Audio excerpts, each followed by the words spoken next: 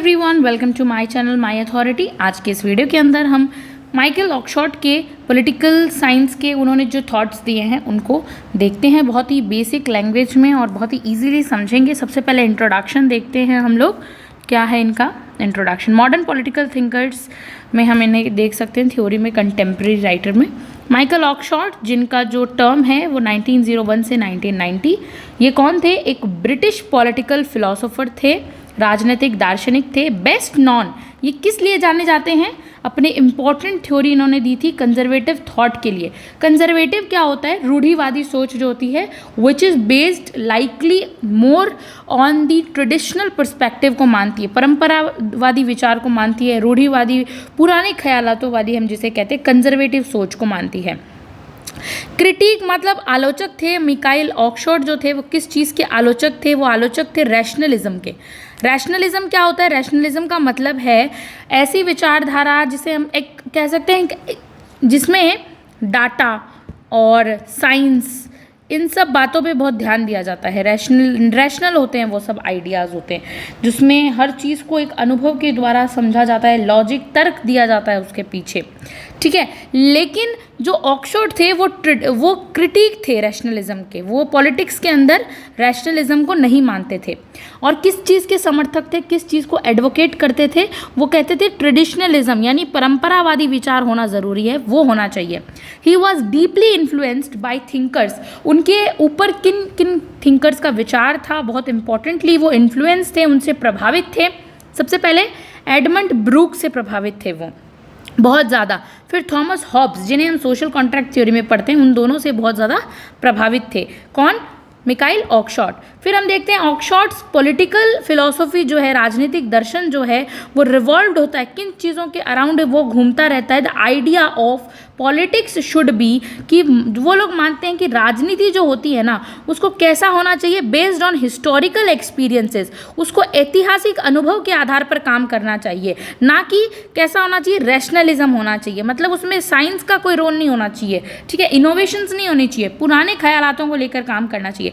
ये आपको बहुत ही कॉन्ट्रोवर्सी लग रहा होगा कि भाई ये मॉडर्न पॉलिटिकल थिंकर्स में हम ऐसे पुराने विचारों को क्यों पढ़ रहे हैं? तो ऑक्सफोर्ड थोड़े अपनी विचारधारा, अपनी लाइन की विचारधारा से अलग हटकर इन्होंने अपनी थ्योरी दी थी। ये किस चीज़ का समर्थन करते हैं? कंजर्वेटिव थॉट का समर्थन करते हैं। फिर हम देखते हैं कि इनके जो पॉलिटिक्स है, इनकी पॉलिटिक्स किसके अराउंड घूमती रहती है, रिवॉल्व होती रहती है? आइडिया ऑफ हिस्टोरिकल एक्सपीरियंसेस की बात करती है, परंपरा, custom, culture, traditions rather than abstract rational principles. वो नहीं मानती कि हाँ हमारे कुछ रैशनल प्रिंसिपल होने चाहिए जो कि लॉजिक पर आधारित हो। ऐसे सिद्धांतों को नकार कर आप सिर्फ कस्टम, अपनी परंपरा, एक्सपीरियंसेस, अनुभव, ट्रेडिशंस पर बात कीजिए, वो ऐसा मानते हैं। आइडियोलॉजी एंड की थीम्स देखते हैं इनकी, ऑक्सफोर्ड की, इनके थॉट्स की थीम्स क्या रही हैं। सबसे पहले ऑक्सफोर्ड की जो फिलॉसफी है, जो दर्शन है, इज ऑफन क्लासिफाइड, ये किस तरह से माना जाता है? कंजर्वेटिव, रूढ़िवादी, but it is distinct from ideological conservative.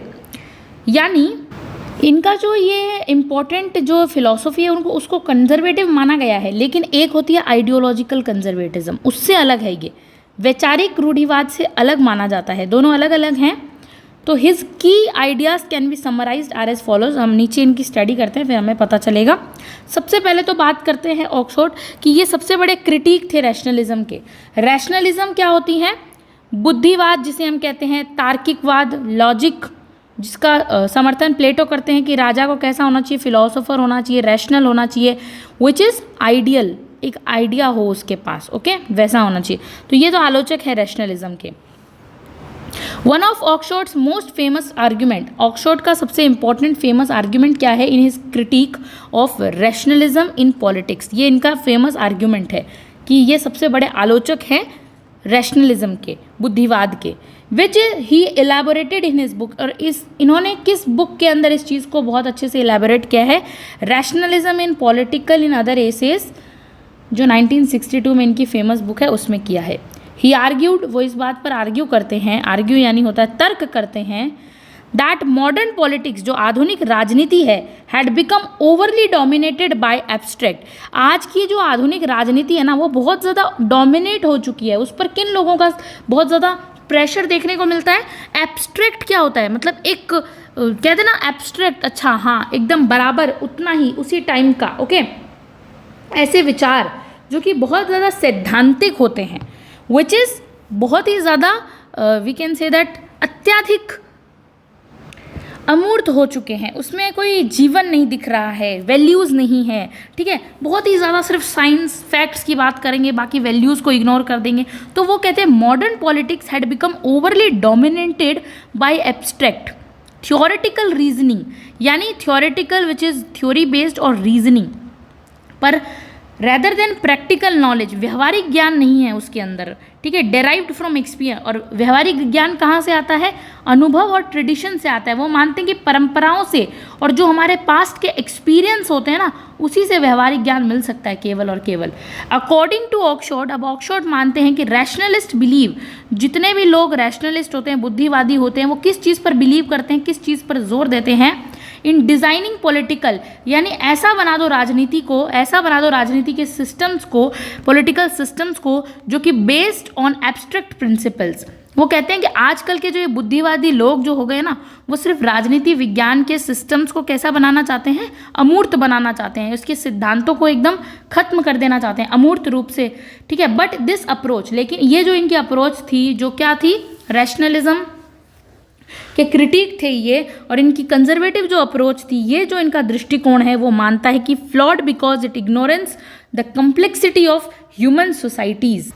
इनके इस अप्रोच ने नहीं, मतलब ये कहते हैं कि जो रैशनलिस्ट लोगों का ये अप्रोच है ना, ये एक तरह से खुद अपने आप में फेल हो चुका है, और इसने किस चीज़ को इग्नोर किया है? मानव समाज की जटिलताओं को इग्नोर कर दिया है। इसीलिए ये जो नॉर्मली इनका रैशनलिस्ट लोगों का मॉडल है वो फेल है, और कंजर्वेटिव, जहाँ से परंपराओं से जो प्रैक्टिकल ज्ञान आता है, वही सही है, ऐसा ऑक्सफोर्ड मानते हैं। फॉर एग्जाम्पल ही क्रिटिसाइज्ड, हम देखते हैं इन्होंने क्रिटिसाइज किसको किया? The enlightenment inspired faith in reason that led to revolution such as French revolution. सबसे पहले तो वो फ्रेंच रिवोल्यूशन को भी बहुत ज़्यादा क्रिटिसाइज़ करते हैं। क्यों करते हैं? क्योंकि फ्रेंच रिवोल्यूशन में किस चीज़ से इनलाइटमेंट हुआ था, लोगों में जागृति आई थी, वो किस चीज़ से इंस्पायर्ड थे? फेथ, उनमें श्रद्धा किस चीज़ की थी? रीज़न।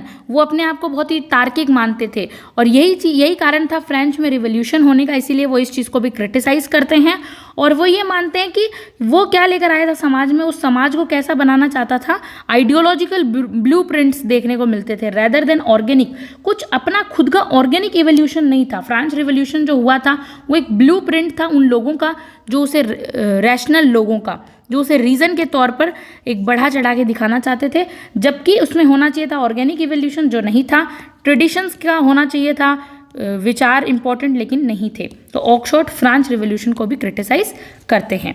फिर हम देखते हैं, उन्होंने माना है कि पॉलिटिक्स जो है ना, राजनीति, वो कंजर्वेशन है, यानी कि कन्वर्जेशन है। कन्वर्जेशन क्या होता है? जब हम बातचीत करते हैं, ठीक है, रेदर देन आइडियोलॉजी। तो राजनीति एक विचारधारा के बजाय, जो राजनीति होती है वो विचारधारा के बजाय क्या है? कन्वर्जेशन है, बातचीत है, ठीक है। ऑक्सफोर्ड ऐसा मानते हैं, politics as an ongoing conversation, एक बातचीत का तरीका है, चलती रहती है, वो निरंतर प्रक्रिया है, बिटवीन डिफरेंट पर्सपेक्टिव, अलग अलग मत मानने वाले लोगों के बीच में ऑनगोइंग प्रोसेस है, कभी रुकता नहीं। वो कहते हैं कि ये जो पॉलिटिकल साइंस है वो कोई एक फिक्स्ड बैकग्राउंड नहीं है अलग अलग विचारधाराओं का, जहाँ अलग अलग विचारधाराएं आके झगड़ा करेंगी कि नहीं हमारा मत अच्छा है, हमारा मत सही है। नहीं, वो एक ऑनगोइंग पर्सपेक्टिव है, ऑनगोइंग कंजर्वेशन है, बातचीत है, कन्वर्जेशन है, ठीक है। ही बिलीव्ड, वो मानते हैं दैट पॉलिटिकल डिसीजन, जितने भी राजनीतिक निर्णय निर्माण होते हैं, should be guided by prudence. Prudence का मतलब होता है कि जितने भी ये राजनीतिक निर्णय होते हैं, जो मार्गदर्शन, कठोर सिद्धांत जो होते हैं, वो विवेक जो हम देते हैं, प्रैक्टिकल विजडम, यानी कि व्यवहारिक जो हमारी बुद्धि होती है, and historical understanding rather than rigid doctrines. जितने भी आज तक हमारे डिसीजन मेकिंग हुए हैं, जितने भी निर्णय लिए गए हैं, जितने भी सिद्धांत आए हैं, वो क्या है कि हमने जितने भी राजनीतिक निर्णय लिए हैं ना, उनका कठोर जो इम्पोर्टेंट ज्ञान है वो सिद्धांतों के बजाय विवेक और व्यवहारिक ज्ञान से आया है, ठीक है, ना कि कोई सिद्धांतों का उसमें रोल था। वो कहाँ से आया है? प्रैक्टिकल विजडम से आया है। एंड हिस्टोरिकल, हमने जब इतिहास को समझा तब हम समझे कि यस, यही हमारा रिजिड डॉक्ट्राइन नहीं था, कोई डॉक्यूमेंट्स नहीं है, रियल ज्ञान यही है कि हमने इतिहास से ज्ञान उठाया था, लिया था। अनुभव था हमारे पास। This idea aligned with him a form of philosophical conservatism that value stability, gradual change and scepticism of European projects. यानी कि जो इनका इस विचार ने उन्हें दार्शनिक रूढ़िवाद के एक ऐसे रूप से जोड़ा जो स्थिरता, जो हम देखते हैं ना स्टेबिलिटी, पॉलिटिकल साइंस में स्थिरता की बात करना, ग्रेजुअल चेंज आते रहते हैं, मतलब परिवर्तन होते रहते हैं, परियोजनाएं जितनी भी होती है, और इन सब के संदेह को महत्व देता है ये। तो इनका जो ये आइडिया है, जो कंजर्वेटिव का आइडिया, वो वैल्यू की स्टेबिलिटी की बात करता है, ग्रेजुअल चेंज और स्केप्टिसिज्म यानी संदेह, यूटोपियन प्रोजेक्ट्स जो होते हैं उनको जो है एक अलाइन लेके चलता है, अपने साथ लेके चलता है। ओके, अब हम देखते हैं सिविल वर्सेस एंटरप्राइजेस एसोसिएशन की बात करते हैं। इन हिज बुक, उनकी एक किताब है, उसका नाम है ऑन ह्यूमन कंडक्ट 1975। ऑक्सफोर्ड उसमें मानते हैं made a crucial distinction between two types of associations होती हैं, तो उन्होंने इनमें डिफरेंस क्रिएट किया है, बताया है। दो प्रकार के संघों की वो बात करते हैं। सबसे पहले उद्यम संघ आता है, यानी एंटरप्राइजेस संघ क्या होता है, तो ये एक ऐसा समूह होता है, एक ऐसा ग्रुप होता है, collective group that pursues a shared गोल और पर्पस। यानी कि एक ऐसा समूह है जिसका एक साझा लक्ष्य होता है, सब मिलकर एक उद्देश्य होता है, सबका एक ही उद्देश्य होता है। जैसे कि एक क्रांतिकारी आंदोलन हम देखते हैं, रिवोल्यूशनरी मूवमेंट चलाया गया है, उसका एक ही लक्ष्य है कि हमें स्वतंत्रता प्राप्त करनी है, मान लीजिए। और सोशलिस्ट स्टेट यानी समाजवादी राज्य होते हैं, उनकी भी वैचारिक दृष्टि एक ही होती है, एक ही आइडियोलॉजिकल विजन पर वो काम करते हैं। जैसे चाइना, एग्जाम्पल देखें, चाइना किस पे बात करेगा, कम्युनिस्ट विचारधारा पे बात करेगा, और रशिया सोशलिस्ट विचारधारा पे बात करेगा। ठीक है, तो इनकी, और जैसे कि हम देखते हैं कोई इस्लामिक स्टेट, उसकी क्या है, इस्लाम के लिए, तो हर पर्टिकुलर उनकी आइडियोलॉजी होती है सबकी। ठीक है, तो ये एक ऐसा संघ होता है जिसका गोल एक ही हो। ठीक है, पूरी टीम का गोल एक ही होना चाहिए, जैसे कि हमने एग्जाम्पल देखें। अब सिविल एसोसिएशन क्या होते हैं, नागरिक संघ, जिसमें नागरिक मेन होते हैं। तो नागरिक संघ क्या है, अ सोसाइटी वेयर इंडिविजुअल को एग्जिस्ट, ऐसा समाज जहां व्यक्ति सह अस्तित्व में रहते हैं, उनके इंपॉर्टेंट, उनके कुछ ऐसे गोल्स जो उनसे रिलेटेड हैं। ठीक है, उनके देयर ओन गोल्स, जहां पर उनके हितों की रक्षा की जा रही है, यानी उनके हित सार्थक सिद्ध हो रहे हैं, तो वो वहां जुड़ेंगे। A society where individual coexist under common laws, एक कॉमन लॉज के अंडर काम करते हैं, but are free to pursue their own goals. लेकिन उनका कोई है ना, ज़रूरी नहीं है कि जो स्टेट बोले कि आपको इस विचारधारा पे काम करना है तो आप करेंगे, नहीं, आप फ्री हैं अपनी खुद की विचारधारा को मानने के लिए। तो ये सिविल एसोसिएशन में ऐसे लोग आते हैं। ऑक्सफोर्ड आर्ग्यू करते हैं दैट मॉडर्न लिबरल डेमोक्रेसीज जितने भी हैं, आज की आधुनिक लोकतंत्र जितने भी लिबरल, यानी जो बहुत ही उदारवादी लिबरल डेमोक्रेसी है, should function as a civil association. वो कैसे काम कर रही है, सिविल एसोसिएशन के तौर पे काम कर रही है, लोगों को आज़ादी दे रही है कि जाओ नागरिक, आपको जिस धर्म को अपनाना है अपनाओ, जिस आइडियोलॉजी को मानना है मानो, हमें कोई मतलब नहीं है। Where the state does not impose, जहाँ पर स्टेट बिल्कुल भी कहते हैं ना कि बिल्कुल भी पार्टिसिपेट नहीं करेगा, इंटरफेयर नहीं करेगा, आपको जो करना है करो, डज नॉट इम्पोज, थोपेगा नहीं आप पर स्पेसिफिक एंड्स कि नहीं आपको तो यही अपनाना है, यही आइडियोलॉजी फॉलो करनी है, ऐसा स्टेट बिल्कुल भी इम्पोज नहीं करेगा। बट यहाँ पे बट आ गया, प्रोवाइड्स अ लीगल फ्रेमवर्क, लेकिन आपको एक ऐसा लीगल फ्रेमवर्क प्रोवाइड करेगा, जैसे कि इंडिया के अंदर कॉन्स्टिट्यूशन को लेके चल सकते हैं हम, हमें कॉन्स्टिट्यूशन मिला है, इसके अकॉर्डिंग आपको काम करने, individual to pursue their own objective. अब जैसे इंडिविजुअल है वो कॉन्स्टिट्यूशन यानी लीगल फ्रेमवर्क को फॉलो करो, फिर जिस धर्म को अपनाना है अपनाओ, हम स्टेट यानी स्टेट को कोई मतलब नहीं है। तो ये दो तरह की विचारधाराएं हमने देखी, एंटरप्राइजेस एसोसिएशन और सिविल एसोसिएशन। अब देखते हैं दिस डिस्टिंक्शन, जो इन्होंने डिस्टिंक्शन हुआ है, was a response to totalitarianism, सर्वाधिकार के रिस्पॉन्स में आता है ये distinction, and ideological politics where state seeks to impose a collective goal on individuals. अब टोटलिटेरियनिज्म में क्या होता है, सर्वाधिकारवाद, अधिनायकवाद जिसमें हम कहते हैं, और कोई भी आइडियोलॉजिकल पॉलिटिक्स होती है जो एक ही विचारधारा को फॉलो करती है, वो है ना, वो कहती है लोगों को, इंडिविजुअल्स को, अरे हम जिस आइडियोलॉजी पे चल रहे हैं ना, आपको भी चलना है। तो ये जो डिस्टिंक्शन है, ये इस चीज़ को रिस्पॉन्स में आती है कि नहीं ऐसा भी होता है। तो जहाँ स्टेट है सीक नहीं कर पाएगी इम्पोज एक कलेक्टिव गोल, इंडिविजुअल का एक ही गोल होना चाहिए। तो Oxford favoured civil association, Oxford ने इस एसोसिएशन को फेवर किया है, सिविल एसोसिएशन को, because it preserved individual liberty, क्योंकि इसने इंडिविजुअल की लिबर्टी को बचाने की पूरी तरीके से कोशिश की है, क्योंकि भाई लोगों की बात सुनी जाएगी, वो जिस धर्म को अपनाना चाहते हैं उसको अपनाएंगे, सिविल एसोसिएशन अच्छा है, and allowed a diversity of perspective, अलग अलग पर्सपेक्टिव्स को निभा सकेंगे लोग। सिर्फ स्टेट कह दे एक आइडियोलॉजी फॉलो करनी है, तो मान लो वो एक आइडियोलॉजी है आपकी कम्युनिस्ट, तो क्या आपके पास इनोवेशन के तरीके भी नहीं रहेंगे वहाँ पर, तो आप एक आइडियोलॉजी में रहोगे, बंध के रहोगे। तो ऑक्सफोर्ड इस चीज़ को मानते हैं, इंडिविजुअल लिबर्टी को यहाँ पे इंपॉर्टेंस देते हैं। अब हम देखते हैं scepticism towards progressivism and ideological politics, प्रगतिवाद और वैचारिक राजनीति के प्रति संदेह। प्रोग्रेसिविज्म क्या है और आइडियोलॉजिकल पॉलिटिक्स क्या होती है? आइडियोलॉजिकल पॉलिटिक्स तो वही है जिसमें एक विचारधारा की पॉलिटिक्स चलती हो, प्रोग्रेसिविज्म मतलब होता है प्रगतिवाद। इन दोनों के बीच में क्या संदेह है, क्या हम देखते हैं। तो ऑक्सफोर्ड वाज कैपिटल ऑफ प्रोग्रेसिविज्म। स्केप्शल मतलब होता है संशय होना, कहीं ना कहीं संदेह होना, डाउट, गुड वर्ड डाउट, ठीक है। प्रोग्रेसिविज्म को नहीं मानते, प्रगतिवाद में कम बिलीव करते थे। Which assumes that history moves inevitably towards a better future, rational planning and social engineering. यानी ऑक्सफोर्ड मानते हैं कि जो प्रगतिवाद के प्रति वो पहली बात तो बहुत ज़्यादा संशय में थे, जो मानता है कि इतिहास जो होता है, हमारा हिस्ट्री जो होता है, वो तर्क संगत नियोजन और सामाजिक इंजीनियरिंग के माध्यम से अनिवार्य रूप से बेहतर भविष्य की ओर बढ़ता है। वो किस चीज़ पे बिलीव करते हैं? वो कहते हैं कि हिस्ट्री अच्छा है, हिस्ट्री के अंदर हमें पता चलता है कि हमारे बेटर फ्यूचर के लिए हम और क्या कर सकते हैं, कैसी प्लानिंग कर सकते हैं, सोशल इंजीनियरिंग पे बात करते हैं, हिस्ट्री को वो बहुत अच्छा मानते हैं। He believe that such view led to excessive state intervention, और वो कहते हैं इस तरह के जो व्यूज़ होते हैं वो बहुत ज़्यादा स्टेट का intervention and loss of individual freedom होता है।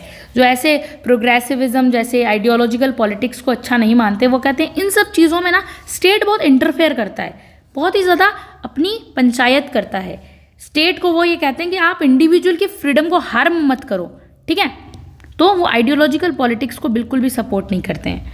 इंस्टेड वो किस चीज़ के चैंपियन है? कंजर्वेटिव अप्रोच के, परंपरावादी approach, that respected inherent tradition, वो अपने परंपराओं की इज्जत करता है, रिस्पेक्ट करता है। विजडम ऑफ पास्ट जनरेशन, जो भविष्य में उनकी पुरानी पीढ़ियां हैं, उनकी जो जनरेशन की विजडम है, बुद्धि है, एक्सपीरियंस है, अनुभव है, उसकी इज्जत करता है। कौन करता है? कंजर्वेटिज्म अप्रोच करता है। नेक्स्ट में हम देखते हैं the role of traditions in political life में ट्रेडिशंस, परंपराओं का क्या रोल है। Unlike thinkers who see tradition as an obstacle, कुछ बहुत सारे ऐसे थिंकर्स हैं जो परंपराओं को क्या मानते हैं? एक ऑब्स्टिकल, वो कहते हैं ना पथ का एक पत्थर मानते हैं कि हमारी राह का एक पत्थर है, ऑब्स्टिकल है, प्रोग्रेस नहीं होने देता है, भाई प्रगति नहीं होती है इसमें। ऑक्सफोर्ड इस चीज़ पर बहुत ज़्यादा तर्क देते हैं, आर्ग्यू करते हैं that traditions contain accumulated wisdom, भयंकर विजडम है ट्रेडिशंस के अंदर, परंपराओं में बहुत अपनी खुद की एक अलग विजडम होती है। That can not be replace, जिसे बदला नहीं जा सकता है, रिप्लेस नहीं किया जा सकता बाय रैशनल प्लानिंग। आप चाहते हैं आप बहुत ज़्यादा आइडियल प्लानिंग कर लेंगे, एवरीथिंग साइंटिफिक हो जाएगा, उससे आप अपनी परंपराओं को छुपा सकते हैं, ऐसा कभी नहीं हो सकता। इन हिज व्यू, उनके व्यू के अंदर सोसाइटीज़, जो समाज है, वो इवॉल्व, ऑर्गेनिकली इवॉल्व होता रहता है, खुद से, ऑर्गेनिक यानी जो खुद के मौलिक तरीके से इवॉल्व होता रहता है। एंड देयर ट्रेडिशन, जो उसकी परंपराएं होती है समाज की, are the result of centuries of experience, सदियों की सेंचुरीज, सदियों के अनुभव का रिजल्ट होता है वो सब, तो उसको आप कैसे इग्नोर कर सकते हैं। ही क्रिटिसाइज्ड पॉलिटिकल आइडियोलॉजीज, वो कहते हैं कि मैं इन विचारधाराओं में जो अलग अलग आज बंट गई है, अलग अलग विचारधाराएं हैं, उसको मैं आलोचना करता हूँ। That sought to discard historical institution, को ख़राब करते हैं वो हमारे जो पुराने ढांचे हैं, in favour of revolutionary change, और वो किस चीज़ के फेवर में लेके चलते हैं कि हम तो बड़ी क्रांति लेकर आएंगे, इस चीज़ का फेवर लेते हुए वो हमारे हिस्टोरिकल इंस्टीट्यूशंस की बिल्डिंग्स को ख़राब कर देते हैं। तो इसलिए जो ऑक्सफोर्ड है वो ट्रेडिशंस को बहुत इंपॉर्टेंट मानते हैं पॉलिटिकल लाइफ में। अब हम देखते हैं इंपॉर्टेंट बुक्स देखते हैं ऑक्सफोर्ड की। एक्सपीरियंस एंड इट्स मोड्स 1933, ये किस चीज़ का एक्सप्लोर करती है? Different modes of human understanding, की मानव अलग अलग तरीके से समझता है, इंक्लूडिंग हिस्ट्री हो, साइंस हो, प्रैक्टिस हो, सब चीज़ें हों। नेक्स्ट बुक है rationalism in politics and other essays 1962, critics the dominance of rationalism. इसमें वो रैशनलिज्म के तर्क बुद्धिवाद की डोमिनेंस को बहुत ज़्यादा आलोचना करते हैं इन मॉडर्न पॉलिटिक्स, आज के राजनीतिक समाज में, और आर्ग्यू करते हैं कंजर्वेटिव अप्रोच के लिए कि वो बेस्ट होती है बेस्ड होती है किस चीज़ पर निर्भर करती है? ट्रेडिशंस पर, परंपराओं पर। ऑन ह्यूमन कंडक्ट 1975 जो इनकी किताब है, develops the theory of civil association, जो हमने ऊपर पढ़ी थी, civil associations versus enterprises association के बारे में ये थ्योरी बताती है। Emphasize the importance of law, individual freedom की बात करती है, इंडिविजुअल फ्रीडम ज़रूरी है। The politics of faith and politics of scepticism 1966, इनके मरणोपरांत ये बुक आई थी। Discuss the balance between faith in governance, की सरकार में श्रद्धा भी होनी चाहिए, और intervention and scepticism towards the state power, यानी कि सरकार में एक बैलेंस भी रहे और उसके प्रति संदेह वाहक भी है कि सरकार कुछ ज़्यादा ही इंटरफेरेंस ना करने लग जाए, उसके प्रति संदेह की भी बात करती है, स्टेट पावर की। कंक्लूजन देख लेते हैं, बहुत ईजी। मिकाइल ऑक्सफोर्ड, जो ऑक्सफोर्ड है, was a major political thinker, बहुत प्रमुख राजनीतिक विचारक हैं 20th सेंचुरी के, who offered a unique critique rationalism and ideological politics के बीच में उन्होंने अपनी अंडरस्टैंडिंग दी। His emphasizes on traditions, prudences and individual freedom की वो बात करते हैं। Continues to influence conservative and classical liberal thought को उन्होंने प्रभावित किया। Unlike many political philosophers, he did not provide a rigid ideological framework but rather than a perspective that value experience and abstract principles. तो पूरे मिला के हम देख सकते हैं, समरी के तौर पर वो बात करते हैं कि ज़रूरी नहीं है कि आपका जो आपका फ्रेमवर्क है वो बहुत एब्स्ट्रैक्ट प्रिंसिपल, अमूर्त सिद्धांतों पर निर्भर करे, जबकि आपको प्रैक्टिकल विजडम आनी चाहिए, उससे आपको पता चलना चाहिए।